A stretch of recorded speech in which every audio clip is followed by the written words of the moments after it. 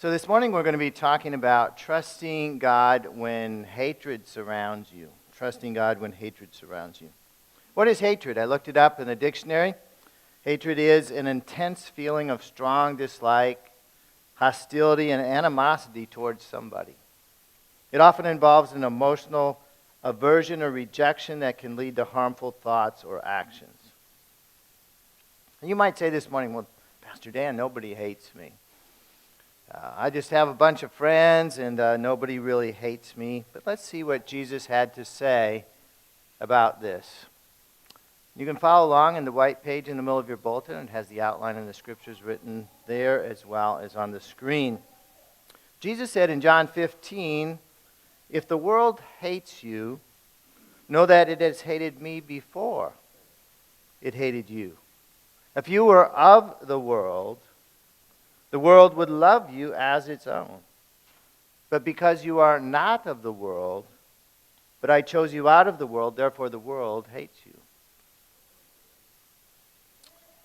So the world here refers to a system of beliefs, a system of behaviors, of values that are held by unbelievers that are opposed to God and His ways. And so as believers, as children of God, we truly are surrounded by hatred, just as Jesus was, of those who do not believe.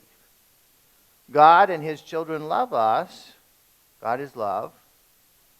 And Satan and his followers, who are unbelievers, whether they know it or not, do not love us. They hate us. That's why we need to trust God when we are, as we all are, surrounded by the hatred of the enemy. That's why we need to trust God. Now think for a minute about a mighty oak tree.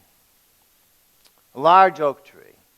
Branches reach up into the sky. It stands firm during a fierce windstorm. But smaller trees around this oak tree are uprooted and blown over by the wind. They are shallow-rooted trees. They do not have trees that go deep into the ground, that anchor them securely.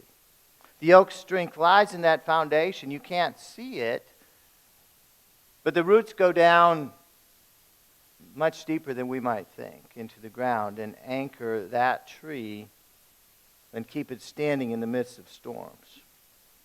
Jeremiah 17 Verse 7 and 8 said, "Blessed is the man who trusts in the Lord, whose trust is in the Lord. He's like a tree planted by water that sends out its roots by the stream, does not fear when heat comes, for its leaves remain green. It's not anxious in the year of drought, for it does not cease to bear fruit." So just as that oak tree draws strength from the hidden streams below it, so do we. As God's people, we find our strength by being rooted in Jesus Christ, by being rooted in God's truth.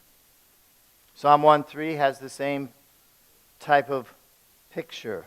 A righteous man is like a tree planted by streams of water that yields its fruit in its season. Its leaf does not wither. In all that he does, he prospers. Each of us encounters storms in our lives. And despite life's storms, whether it's hatred, whether it's injustice, whether it's opposition, whether it's negative circumstances, God promises to sustain those who put their trust in Him.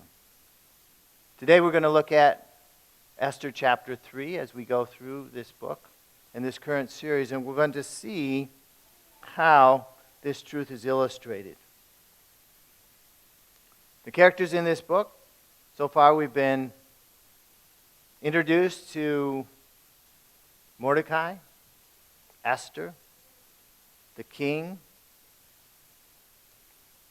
Today we'll be introduced to a man named Haman. And though hatred and opposition swirl around the main characters in this story, threatening their very existence,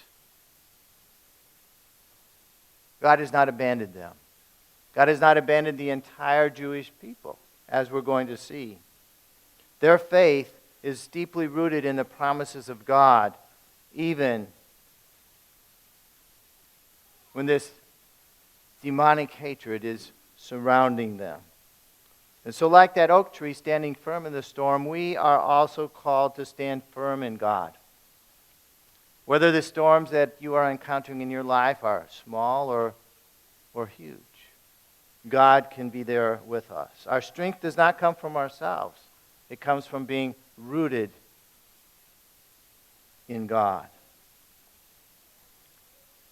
But we do need to recognize the reality of evil around us. Our story in Esther 3 begins in verse 1. After these things, King Ahasuerus promoted Haman the Agagite and advanced him and set his throne above all his officials. And all the king's servants who were at the king's gate bowed down and paid homage to Haman. For the king had so commanded concerning him, but Mordecai did not bow down or pay homage. So the text now introduces to another character in the story of Esther. His name was Haman. He's an Agagite. A detail that may seem insignificant to us at first glance, but it carries some profound historical meaning. Haman's lineage goes back to King Agag of the Amalekites in the Old Testament, a people known for their hostility towards the nation of Israel, towards the people of God. This ancient enmity began when the Amalekites attacked Israel in the wilderness, and God promised to blot out their memory. Despite King Saul, who was a Benjamite, just like Mordecai, he was tasked with the destruction of the Amalekites, but he refused to carry out that destruction. And they persisted. And so Haman's rise now, many, many years later, represents a continuation of this long-standing battle between the people of God, God's covenant people, and their enemies, the Amalekites, represented by Haman. His hatred of Mordecai and the Jews is a stark reminder of this spiritual battle that rages across generations. In fact, it's still raging today. And yet, even in the face of that ancient hostility, God's sovereignty, His plan to protect and win the battle for His people remained unshaken. So Mordecai recognized Haman's evil. He chose not to bow down. He chose not to worship Haman. He chose to worship God alone. He stood against what was beginning to happen in the Persian Empire. Well, that's not the end of the story. That's just the beginning of the story. So then the king's servants who were at the king's gate said to Mordecai, "Why do you transgress the king's command?" And when they spoke to him day after day and he would not listen to them, they told Haman, in order to see whether Mordecai's words would stand, for he had told them that he was a Jew. So every day Haman would pass the king's gate. And we learned earlier that that's where Mordecai sat, at the king's gate. He was one of the servants of the king. Everyone else would bow down as the king had commanded, as Haman went by, except one person was standing. It was Mordecai. And so they told Haman about Mordecai's refusal to bow down because he was a Jew. How did Haman respond? Verse 5. And when Haman saw that Mordecai did not bow down or pay homage to him, Haman was filled with fury. But he disdained to lay hands on Mordecai alone. And so, as they had made known to him the people of Mordecai, Haman sought to destroy all the Jews, the people of Mordecai, throughout the whole kingdom of Ahasuerus, the entire Persian Empire. And so this decision by Mordecai infuriated Haman. He was not content just to kill Mordecai. He decided to destroy all of the Jewish people throughout the far-flung ancient Persian Empire.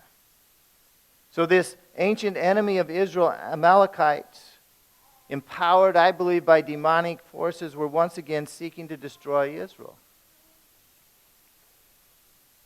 And that same demonic power is influencing nations today to seek the destruction of Israel. You can read about it in your news each and every day. Haman's fury over Mordecai's refusal to bow reveals the destructive nature of pride, of arrogance, and prejudice. Haman expanded his hatred of Mordecai for refusing to bow down to all the Jews, showing us how evil can lead to devastating actions. And so recognizing the reality of evil is unavailable in a fallen world. We don't recognize the evil around us. We put ourselves in a dangerous position. It's often fueled by pride, by fear, rejection of God. And like Haman, people or systems today can misuse power. They can cause harm to others in devastating ways. So for believers today, we need to recognize the reality of evil around us. It's not a call to despair. Evil has always been there. From the very beginning in the Garden of Eden, evil was there. But we must be vigilant. We must guard our own hearts against pride, letting pride or prejudice or bitterness creep in. We must ensure that those seeds do not grow in us. Mordecai's example reminds us of the importance of standing true to our beliefs, of standing firm in our faith, even when we are pressured by those around us to conform, to fit in with what everybody else is doing. Everyone else bowed, and Mordecai stood. We face hatred with faith. We do that through prayer. We do that through the reliance on Scripture and having the courage to do what's right, even though those around us may be not following that, even in the face of opposition. We need to understand that God is sovereign amidst injustice. Our story continues in verse 7. In the first month, which is the month of Nisan, in the 12th year of King Ahasuerus, they cast pur, which is, they cast lots, before Haman day after day, and they cast it month after month until the 12th month, which is the month of Adar. So this casting of lots was an ancient pagan divination practice. They believed the gods or the demon spirits would determine for them the best month for them to make the decision to destroy, to kill all the Jews in their nation. So they cast these lots for 12 months, and they didn't turn up the right, however they determined, the right answer until the 12th month, the month of Adar.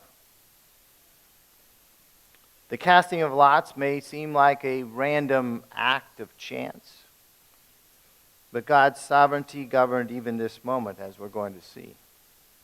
Although Haman believed in divination, God's sovereignty was orchestrating the timeline for his plan to take place, for his plan to deliver the Jewish people from the hatred that was being planned by Haman.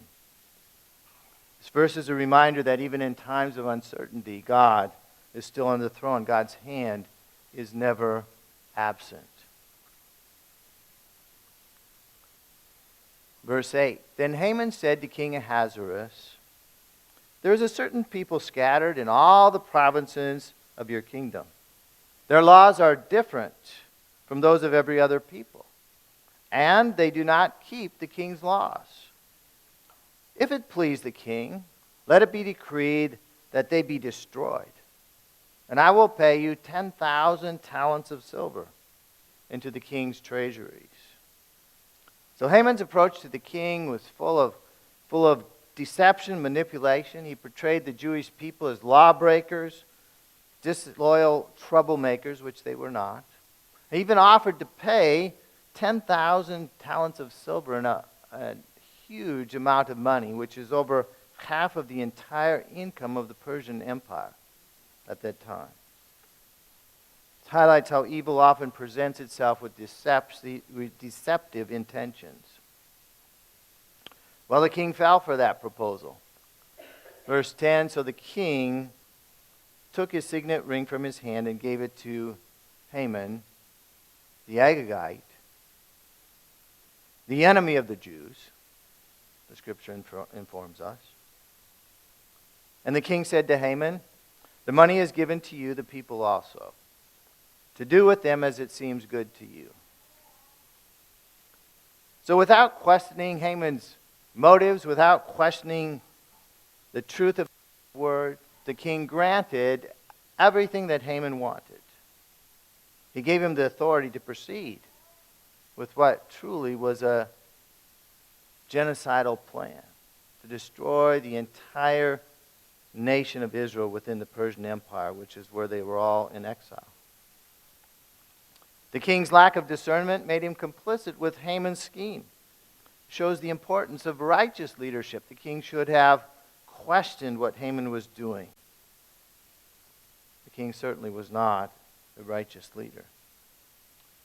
So in times of injustice in our lives today, it's easy to feel as though God is distant.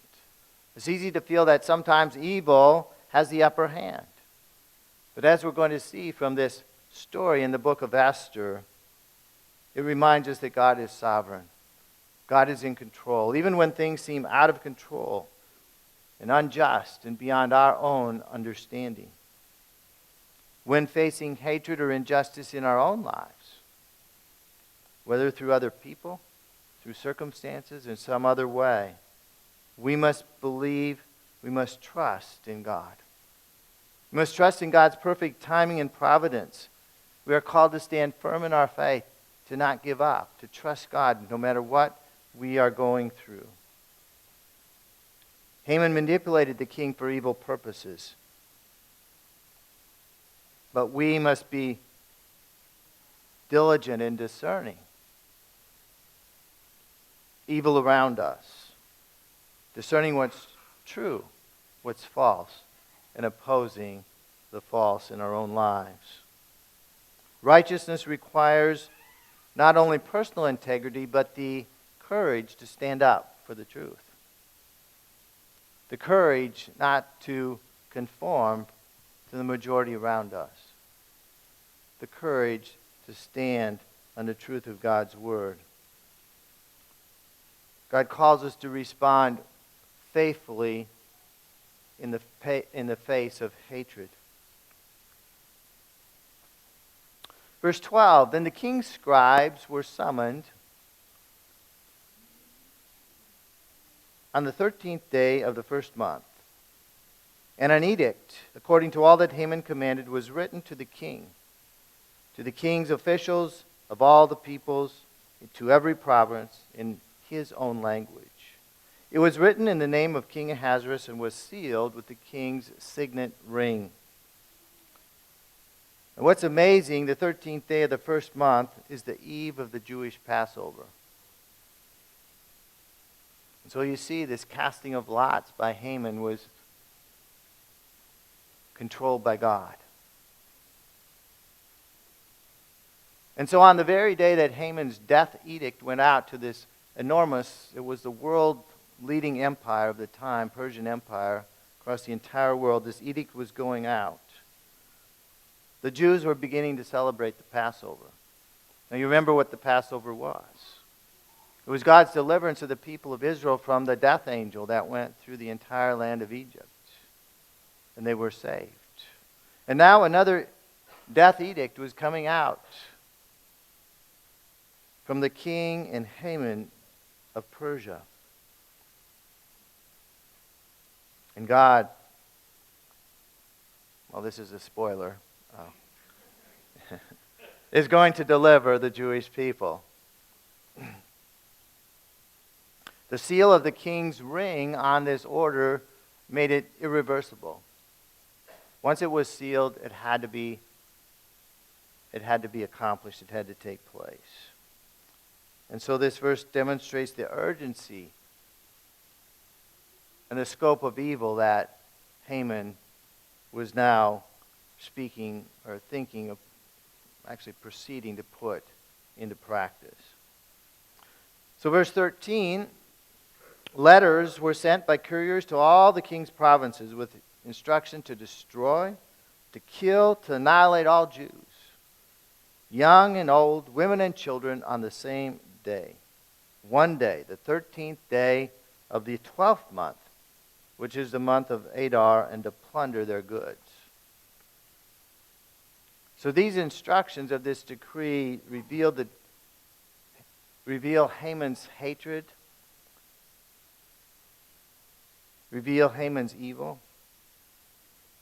All the Jews were to be killed. Doesn't matter how old they were, women, children, babies, men, women, and all their possessions plundered. Nobody and nothing would be spared. It would be the complete destruction of the Jewish people.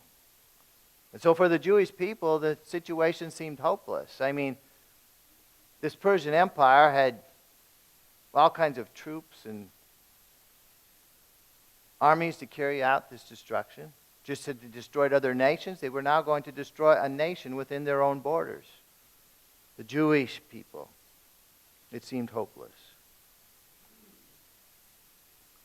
Verse 14, a copy of the document was to be issued as a decree in every province by proclamation to all the peoples to be ready for that day. The couriers went out hurriedly by order of the king. The decree was issued in Susa the citadel, and the king and Haman sat down to drink, as they like to do. But the city of Susa was thrown into confusion. So the execution of this decree was 11 months in the future to enable everybody to prepare to destroy the Jews on this day. Millions of Jews would be slaughtered, essentially the entire Jewish race.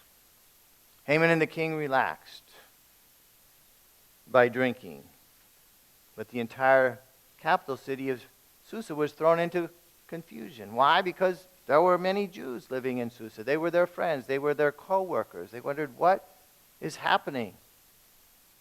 How is this going to work out? Nobody expected that. They would lose friends. They would lose workmates. They would lose acquaintances. And so we see these evil oppressors, Haman and the king, seeking to carry out an atrocious evil. And then the people struggling to comprehend what was going on. Why this slaughter was coming in the next year.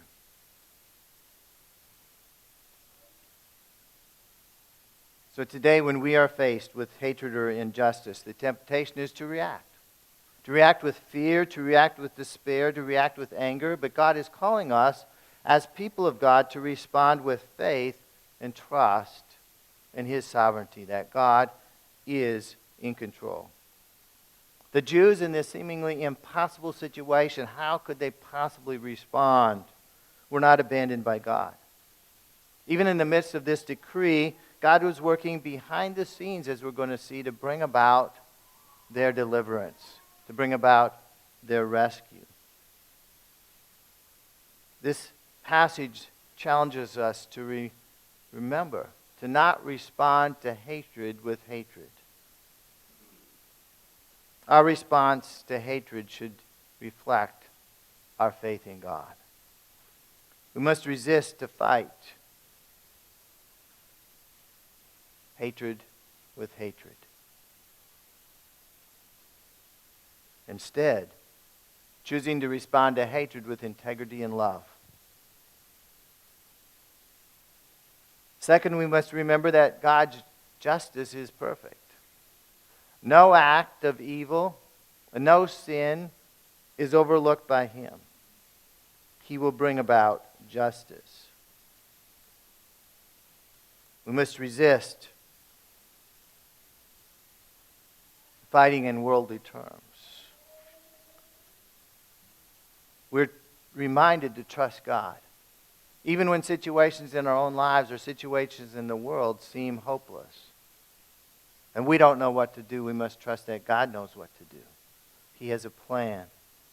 And He calls us to be part of His plan. God's plans are greater than any human schemes. And His justice will ultimately prevail.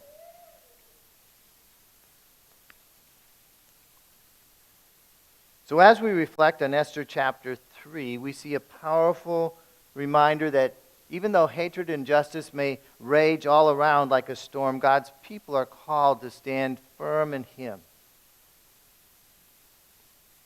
And so far we see that example in the person of Mordecai. And we're going to see Esther's role as we continue through this. The situation seemed hopeless, and yet God was not absent. One of the things we've mentioned before is that Esther is one of the books of the Bible in which I think there's only one other where the name of God is never mentioned. That's by design, because we see Him working behind the scenes. He's there even when we don't seem to perceive Him. God is not absent. The same God who sustained them, as we'll see as we work through the book of Esther, is the same God that's our God today. He sees every storm that comes into our life. He sees every injustice. He sees the hatred that we face sometimes from others around us for our belief in God. But just as He strengthened His people back then, thousands of years ago, He's there to strengthen us today. He's there for us. No matter what storms you are facing, like I said before, we're all facing storms. Some are little, some are bigger. Remember that the winds may shake you, but as we put our roots deep down in God, they cannot uproot us. Because we are anchored in God. Our feet are on a firm foundation that cannot be shaken. And so trust God. When difficult circumstances surround you, when hatred seems to surround you, God's justice will ultimately prevail. He has a plan. And as His children, we are part of this plan that God has for us. Through His grace, through His strength, He's going to carry us through.